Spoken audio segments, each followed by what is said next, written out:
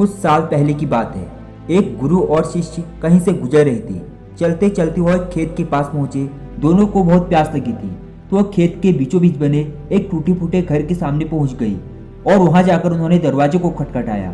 गुरु और शिष्य पहले से ही चौंके हुए थे, क्योंकि खेत बहुत बड़ा था और अच्छी जमीन भी थी, लेकिन खेत की हालत देखकर लगता था कि उसका मालिक खेत पर जरा सा भी ध्यान नहीं दे रहा है। जैसे दरवाजा खुला, अंदर से एक आदमी निकला। उसके साथ उसकी पत्नी भी निकली और 3 बच्चे भी, सब फटे पुराने कपड़े पहने हुए थे। गुरु ने बहुत ही विनम्र आवाज से बोला, क्या हमें पानी मिल सकता है? आदमी ने गुरु को पानी दिया।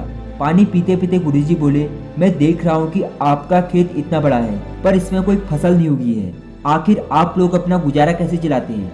आदमी बोला, हमारे पास एक भैंस है, वह काफी अच्छा दूध देती है और दूध बेचकर कुछ पैसे हमें मिल जाते हैं, और जो दूध बच जाता है उसका हम सेवन करते हैं। ऐसे हमारा गुजारा चलता रहता है।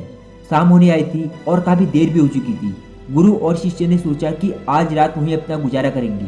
उन्होंने उस आदमी से अनुमति ली और वह वहीं रुक गई। आधी रात हो चुकी थी।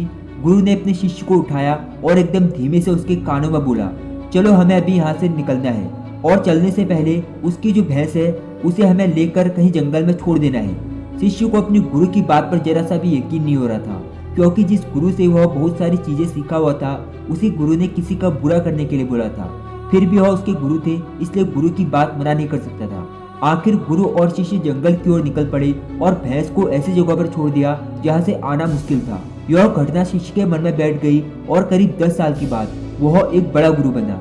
तब उसने सोचा क्यों न अपनी गलती को सुधार लिया जाए, और उस गलती को सुधारने के लिए उस आदमी से मिला जाए और उसकी आर्थिक मदद की जाए, जिससे उस व्यक्ति की आगे आने वाली जिंदगी खुशहाल जिंदगी बने। फिर शिष्य निकल पड़ा उस आदमी की मदद के लिए। कुछ समय तक चलने के बाद वह शिष्य वहाँ पहुँच गया। यहाँ वह 10 साल के बाद आया था, मगर वह फिर से चौंक गया। वहाँ पर उसने देखा बहुत बड़े बड़े से फल के पेड़ लगे हुए हैं, एक बड़ा सा घर बना हुआ है। शिष्य को लगा कि भैंस के चले जाने के बाद वह परिवार सब कुछ बेचकर यहाँ से चला गया होगा, इसलिए वह वापस लौटने लगा। तभी उसने उस आदमी को देखा। शिष्य ने उस आदमी से कहा, शायद आप मुझे पहचानते नहीं, लेकिन मैं आपको सालों पहले मिला था। तो उस आदमी ने मायूसी से बोला, हाँ हाँ, कैसे भूल सकता हूँ उस दिन को। आप लोग तो बिना बताए चले गए, पर उसी दिन न जाने क्या हुआ, और जो मेरी भैंस थी वह कहीं चली गई और आज तक नहीं लौटी। कुछ दिनों तक तो मुझे समझ नहीं आ रहा था कि क्या करना चाहिए और मैं क्या कर पाऊंगा। जीने के लिए मुझे कुछ न कुछ तो करना ही था, तो लकड़ियाँ काटकर बेचने का मैंने काम शुरू कर दिया, और उससे कुछ पैसे इकट्ठा हुए, और जितने भी मेरे पास पैसे थे उससे मैंने खेतों में फसल उगाई। आखिर मुझे अपनी मेहनत का फल मिला। फसल बहुत ही अच्छी निकली। बेचने पर मुझे जो पैसे मिले उनसे मैंने फलों के बगीचे लगवा दिए। यह काम बहुत ही अच्छा चल पड़ा और मैं इस समय आसपास के गाँव में सबसे बड़ा फल का व्यापारी हूँ। सचमुच वह सब कुछ ना होता अगर वह भैंस गई नहीं होती, क्योंकि मैं उसी के कारण ही लाचार था और उसी के कारण मैं कोई काम नहीं करना चाहता था। उसके जाने से मैंने तुरंत नए रास्ते निकाले जिससे मैं पैसे कमा सकता था, और आज मैं एक बहुत ही बड़ा व्यापारी हूँ। शिष्य बोले, लेकिन वह काम तो आप पहले भी कर सकते थे।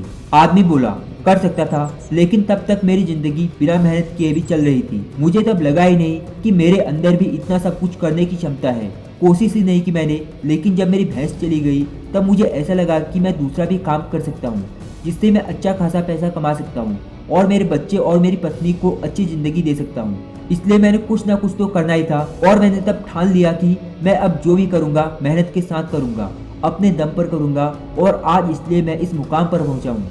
दोस्तों, हमें कभी दूसरों पर निर्भर नहीं होना है, बस आगे बढ़ते रहना है, और कभी हिम्मत नहीं हारनी चाहिए, क्योंकि जब हमारे पास कुछ नहीं होता है वही समय होता है बहुत कुछ हासिल करने का। तो आज की वीडियो में बस इतना ही, और आपको वीडियो कैसी लगी जरूर बताना।